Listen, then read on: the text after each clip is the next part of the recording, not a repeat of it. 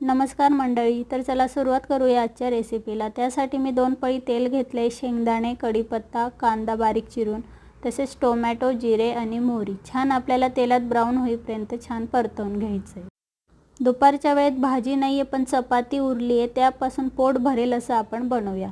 तर त्यासाठी मी चपाती छान मिक्सरला बारीक करून घेतली, त्यामध्ये बारीक चिरलेली कोथिंबीर ॲड केली आहे, तसेच अर्धा चम्मच हळद घेतली आहे, मिरची पावडर घेतली आहे, चवीनुसार मीठ घेतले।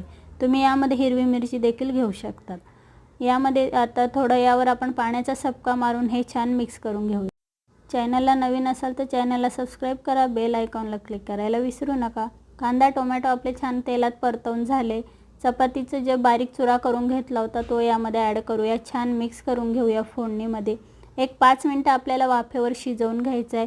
तुमचं पोटही भरेल आणि तुमची भूक देखील पळून जाईल असा हा पोटभरीचा चिवडा तुम्ही सुद्धा नक्की ट्राय करून